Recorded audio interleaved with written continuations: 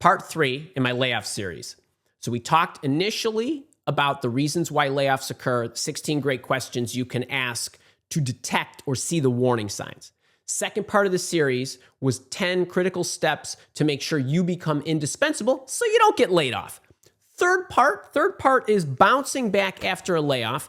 These to me are the 10 best steps, and we're doing Andy math on the 10 steps because it's really like 20 steps, but I put them into 10 buckets. This is how you bounce back strong. All right, number 1. This is not remedial, people. This isn't what I'm about to say, all right? I need you to process it, but let me tell you what I mean, okay? Process it. But the Andy processing it is reflect very quickly and attach meaning to what's happening. And what do I mean? Well, I've said this many, many times. Experience is not what happens to you. It's the meaning you attach to what happens to you. So I can look at the same thing, and the same thing can happen to me, but how I interpret it, and really what I'm saying is, let's just assume whatever happens to you happens for your own good, okay? So there was a time when I had been working for a company for 11 months. I had created them millions of dollars out of nowhere. I got called into the boss's office. He gave me 2 untenable choices. I didn't like them. I was basically passive aggressively getting laid off. And so I took control of the matter, and I created my own recruitment firm, and I turned him into a client. So that's what I did. It was for my own good. It was the little kick in the butt I needed to go open up Mile Walk. If you want to know the full story, I believe there's a video out there on YouTube about what to do when you hate your options. What to do when you hate your options. Maybe Kara could throw that in the chat.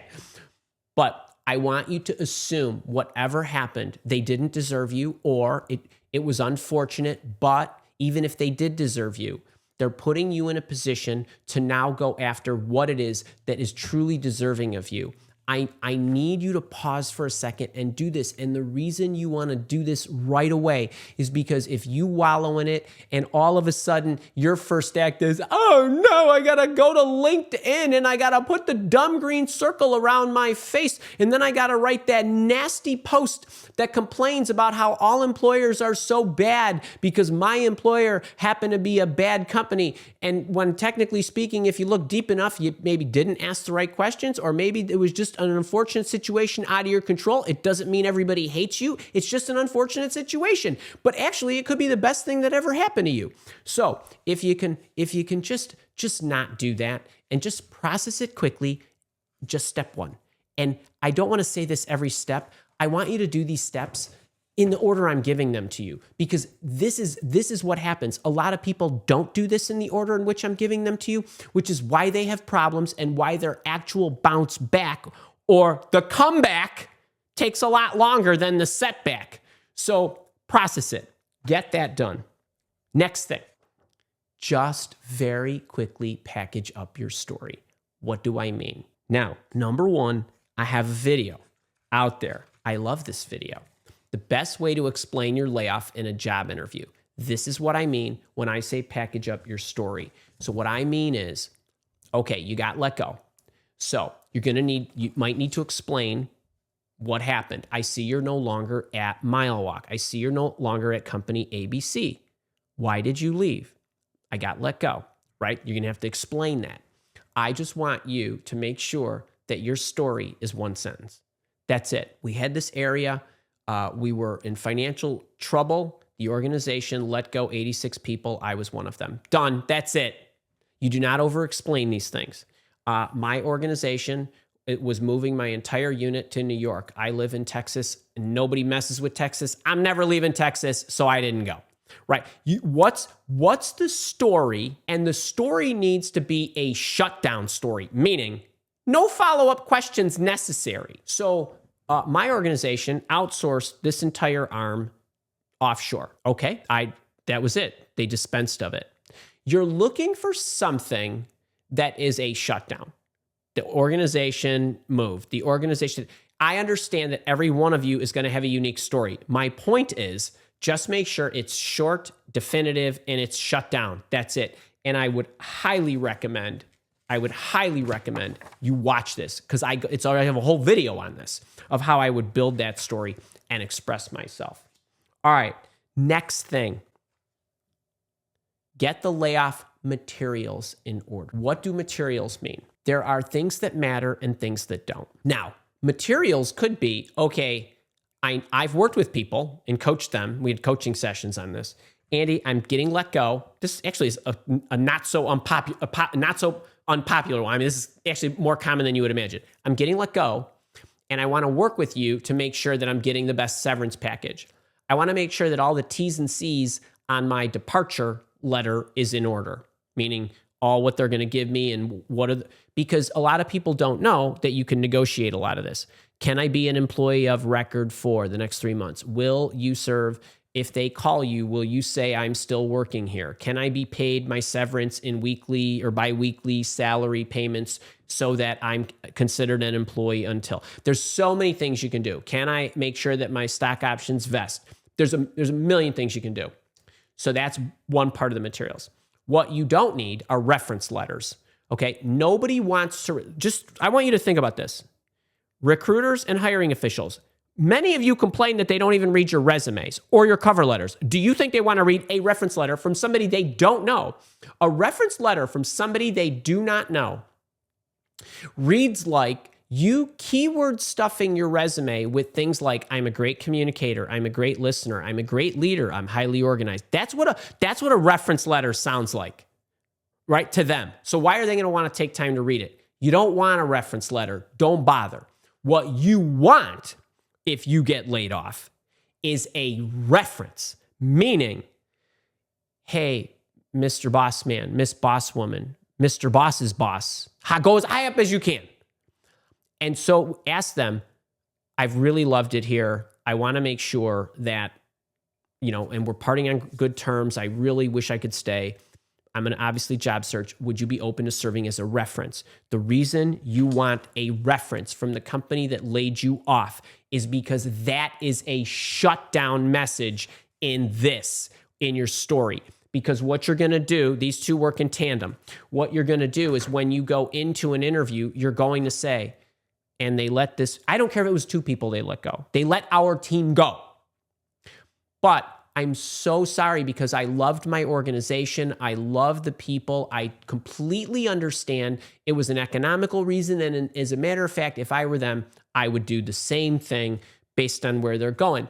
But one of the things I want you to know is my boss will serve as a reference should we get to the point where you would like my references. If you can say that, I'm not asking any more questions because I know if I call your boss, then you must have left on good terms. You need a reference, not a reference letter. Don't bother. Don't make the person write it because no one's going to read it. And even if they do, they don't care. Now, you might be surprised this is number 4, but I'm worried about all of these things while they're fresh and while it's active and while they're feeling guilty and all that stuff. I want all that in order, okay? Get your finances in order. What could that mean? Well, some of you might, if you're in the United States, you might be able to collect unemployment benefits, right? Depending on the terms of your departure. I want you to take stock of what you had, meaning what did my financial package look like? Okay. If you have the interview intervention book, we talk about this. If you are in my job search coaching program, we give you the financial checklists and all the other good stuff to organize this stuff. If you are not in any of those, you can grab the interview intervention book package if that's something of interest. But look at your emergency fund. If you need to take a part-time job, organize all that in order. Get it all in order so you can breathe. It's probably not as bad as you think. I obviously, everybody's financial situation is different, but take stock of your finances. Like I said, get the interview intervention book package. We're still shipping this anywhere in the world. I just ordered another 3,000 copies, so grab them while I got them for a few bucks. If you chip in, I'll give you the $30 hardbound for free. I'll give you the $9 ebook for free. I'll give you the audiobook, which you can't get anywhere, and some other goodies if you chip in a few bucks for the materials and handling of it. So that's that. After you got all that in order, I want you to take a screenshot of this card, and this one and the next one. I want you to design a new daily routine. I know that sounds ridiculous, but can you do me the favor of sitting down for 15 minutes and literally sketch out your schedule? Meaning, okay, I'm now unemployed. I have 2 kids. I have a wife, or I have a husband or a partner or whatever. What does your day look like? I want you to draw it out and I want you to stick to it. I don't care what it looks like. I'm going to wake up at 6 o'clock. I'm going to lay in bed and have coffee with my wife because she doesn't leave till 7. Great. Fine. Then I'm going to take the kids to school. Great. Then I'm going to come. I don't care what. Then I'm going to go to yoga. Then I'm going to go to Pilates. Then I'm going to go run a marathon. I don't care what your day looks like. Just get it regimented. Now, if it's me, I'm making sure that I'm entering into my job search challenge, not to get ahead of myself here, but I want early victories when it comes to my job search every single day. I don't care what your day looks like. I want it to be regimented, regimented, regimented. I want you to stick to it because the discipline is going to save you from wandering. I don't know if you attended my productivity sessions last week or the week, but whenever the heck those were, and I talked about scheduling time even to worry. Schedule that in there. But do me the favor of having a regiment and try to make it look the same every day. The exceptions are all of a sudden you start turning up interviews and then you got to prep for those and go to them. But believe me, this will save you. I will tell you a story about one of my dear friends, Chuck Paracchini. It was 2007. I, as a recruiter, worked the phones. I didn't work the email. I called you up. I got his name from somebody. I said, I'm looking for really high caliber salespeople, big earners. He said, you should call this Chuck guy. I used to work with him at such and such. Great. Give me his phone number. I call him, picks the phone up. I say, hey, Chuck, it's Andy. Introduce myself. He's like, Andy, this is great. I just got let go from E&Y. I said, really? I said, okay, but tell me about this. He says, well, I got let go, this and that. I'm sitting in an office in downtown Chicago. I said, really? He said, yeah, I rented the office. He says, I want to get up. I want to go through my exact routine. I come to this office, and my job now is to work the phones all day and go home, just like I was working. I'm like, oh, I got to have you. I got to have you. I wish I could have hugged him right there. And guess what? He got a job in a reasonably short amount of time. And we've been friends ever since, nearly 20 years. Literally. We just had dinner a month ago. And so if you do not have some designed day, you will want to pull your hair out of your head. And much of the time, you're going to worry about stuff. And then after you have this, I want you to remember this card. Stop. Don't do anything. Because what's your first inclination? Show of hands here. What's your first inclination? Oh my God, I got let go. I got to go to LinkedIn and put that stupid circle again on my face. Right? By complaining email to everybody and tell them that I'm looking for stuff. Don't do that. Don't do that. That's sending bad juju out. Okay? What do I want you to do? I want you to put a plan together. Because why? Because if you're going to go and let everybody know that you're unemployed, I need you to know exactly what you're going to say to them, and you're going to feed them, literally spoon feed them with how they're going to help you. Otherwise, they're not going to help you. They're not going to respond to you. So I need you to not do anything that you're inclined to do, okay? Then what I need you to do, after you got your outline of your day, and the outline of your day could be, I'm getting up, I'm having coffee, I'm stretching, I'm going to work out, I'm going to shower, I'm going to dress in nice clothes or whatever. I don't really care. It should be like that, not all the job search activities, because now we're going to fill those in. I need you to develop a job search plan. Here's what goes in the plan. Your requirements. If you don't know what those are, you can join my job search coaching program, or you can check out one of my videos on YouTube where I talk about your happiness factors, your criteria, but basically what is driving you. What will be the perfect environment for you? I'm not talking about physical environment, although that could be part of it. But what's the boss like? What's the comp like? How's the comp? How's the company appreciate you? What's the company like? What's their culture like? Get it all. Do I travel? Don't I? Do I commute? Don't I? Is it hybrid? Is it not? Get it all down.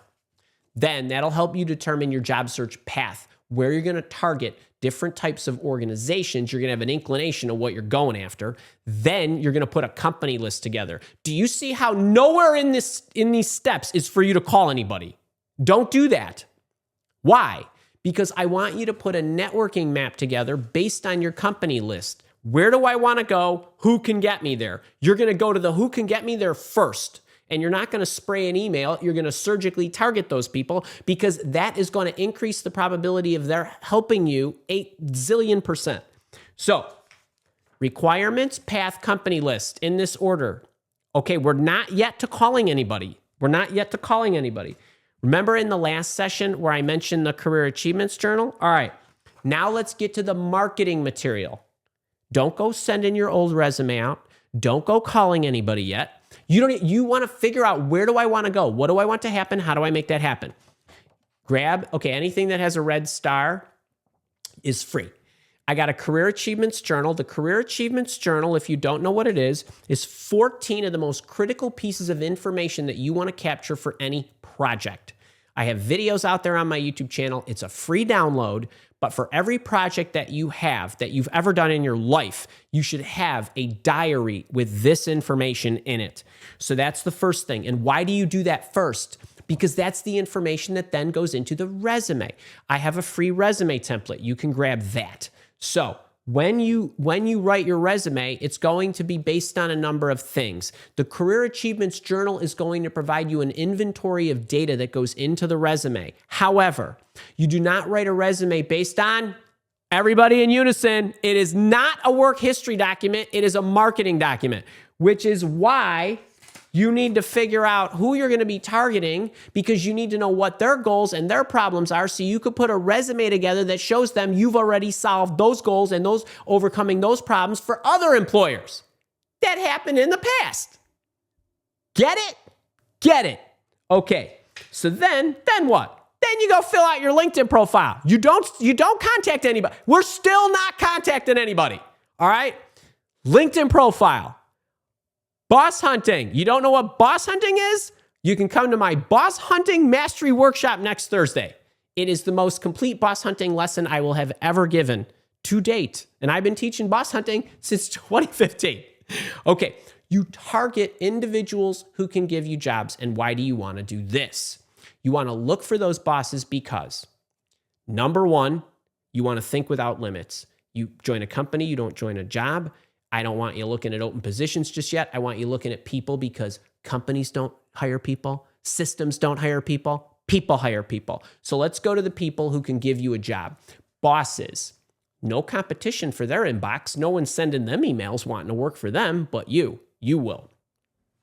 Not to mention, you're going to totally bypass a completely broken job search that is this world, with these applicant trashing systems that are overcrowded, underfarmed.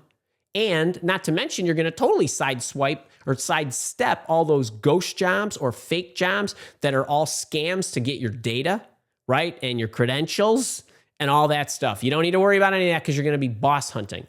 But you're going to start to collect bosses that align to these companies. Don't worry, I have lots of videos out there on YouTube about how to do all this stuff. Then there's the power story. I need you to just start thinking about the one power story that you're going to be talking to in every interview. And if you don't know what a power story is, it is where you want to go, the companies you want to target, the types of roles you want to target. You're going to have a story, your bread and butter story, that is probably the most analogous thing that you will likely do, that you've already done, that you will be able to tell a future employer, this is what I did. Here's how I ran the project. Here's how I opened the marketing unit. Here's how I expanded us into the UK. Here's how I was able to build the sales team. Whatever it is, here's how I sold to the customer. Here's how I accounted for the books. Here's because they were just a company just like you, a software as a service company that had all the crazy accounting rules. Whatever it is, you're going to have one singular story. Don't go trying to answer questions like what's your greatest weakness, or don't burn a lot of time on that stuff. It's inefficient, it's ineffective, and it's probably not even going to need it.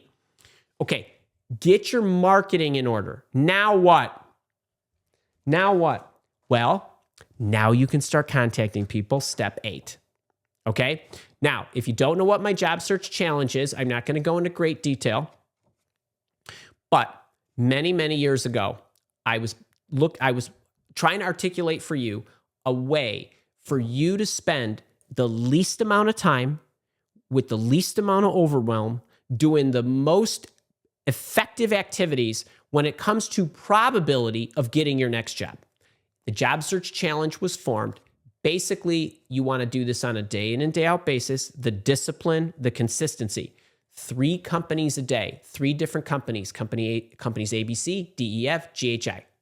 You want to have 3 different people, meaning one person at that company, preferably a boss. If not a boss, it could be a teammate, it could be a recruiter, an HR person, preferably a boss, or somebody who can introduce you to the boss, or somebody who can introduce you to anybody at that company. 3 a day. That's 3 unique people, not 3 people at the same company. And then you're going to send 3 messages, meaning you're going to send an actual boss hunting message, a networking message, some kind of message to somebody, not a system, that actually moves you toward getting an interview at that company. If you're doing this right, about every 3 days, you should have an interview. Seriously, you should bat about 1 for every 7.5. That's average stats. Okay, so this is job searching. This, if you stay inside the day you designed because you're laid off and you're not working, should be an absolute piece of cake if done properly. Meaning, I'm not saying job searching is a piece of cake. Job searching sucks and it's hard even in the kindest of markets. But I'm telling you, when you start to become focused on these goals, you're gonna win. And let me tell you a little story here. Every time that I do anything, you've probably heard me say, only 3% of you buy something from me, right? That's probably true. And that means 97 out of every 100 don't buy anything. But every one of those 97 people are meaningful to me. And I send them an email. And every time you open it and get some benefit, it's meaningful to me. And I don't say, well, only 3 people buy. I say, no, I need to talk to 100. 97 get some good information, and hopefully their lives are better. And 3 of them reach in their pocket, put their money into Mile Walk Academy, invest in themselves, and invest in my business. And now I get to serve them at a deeper level. And so it isn't that it's 97 no's. It's just that it's 3 yeses. It takes me 100 to make 3.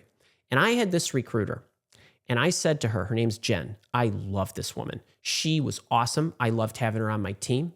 And she was formerly a client. Then she came to work with me. And I said to her, Jen, you're not a corporate recruiter anymore. You're an executive recruiter, which means you're going to hear no a lot. You're going to hear it from the candidates and you're going to hear it from the clients. Here's what I need you to do. I need you to realize from right now that there's 22 days in the month. 20 of those days, you are not going to get paid. 0. You're going to get no. Empty. It's empty. 2 of those days, you're going to make placements. Those placements are going to be worth 50 or 100 grand. That's it. So 22 days, you're going to win once every 10 days. That's all you need to know, assuming you never stop. If you stop, you're going to be in trouble. Now, you could do the math and say, that means you make 50 grand a month, okay, or whatever it is that you make. So, can you live with 22 days of you being disciplined, doing your stuff, building your book of business, building your client portfolio? So, once you understand that no or silence or whatever, that activity is valuable, right? So, I could think of it as, well, it's X dollars per attempt, or I only won twice. So no, I want you to think, if you send out 3 candidates and you get 1 every 3, then you're gonna be cashing a paycheck every week. If you can maintain that. So we look at the send out number. It's how much do you make every time you send a candidate to a client, even if they don't hire you, the candidate. You need to think in those terms. Every time you send a message, a boss hunting message, a networking message, there's money attached to it in the form of a job. Okay? Now, how many of those you're going to need to send, I don't know exactly. But it depends who you are. It depends how effective you are. It depends how consistent you are. It depends what the value you can contribute, the industry you work in. There's so many factors. But the point is, you need to start thinking in terms of yield per attempt. That way the attempt doesn't look like a goose egg to you. It looks like that's one closer to the payday. Okay, so I need you to think in those terms. Okay? Who's tracking with me, right? X number of clicks, likes, wants, phone calls, email opens, or whatever. That's what I'm talking about. Now, number 9, you can call your network. Now, you can call your network in accordance with number 8. Hey, I'm not a masochist, right? Right? You can call them in these terms, right? So if you have a company you want to work for and you got a buddy who works there, call them, right? So, but notifying your network, but now what are you going to say? Hey, I'm targeting these companies. You know anybody there? No. You got anything at your company? No. You know any other companies I should be looking at that I didn't tell you about? No, I don't know. Yes. Okay, what about over there? Like, you actually have specific questions. When you have specific questions, it's easier to get responses. When you say, do you know of anything? Huh? I haven't talked to you in 5 years. Do I know of anything? I don't even know what you do now. Right? You get what I'm saying? Okay, if you want more on this, actually, I didn't expect to show this to you, but I think I want to show this to you now. If you want more on like this step, okay, about how you network, I want you to go to this page. It's my case studies page. Kara, can you drop this in the chat, please? If you go in here, Jane, this one, it's about a half an hour lesson. And John, where's John? Here. These two individuals both talked about how they did this backwards, that they went to the market first. They didn't have their stories in order because they did this out of sequence. Okay, so I want to make sure that you're in there. Now we're on number 9. Number 10 is I want to make sure that you're building your skills. And my strongest suggestion would be to grab my latest book, The Zebra Code, a step-by-step guide to mastering career skills that make you a standout professional. Will give you the entire blueprint for how to build the right kind of skills that, going back to the second session in this entire 3-session package, where we talk about becoming indispensable and building skills, and the ones that are transferable and the ones that are foundational. That's what the Zebra Code teaches you. That will give you the best ROI on your skill building. It will give you the best skills to build the greatest ROI on your career. Now, additionally, there might be certification training that you want to take. And I get asked that a lot. Should I take certification training? My answer to that is always, you're perfect the way you are.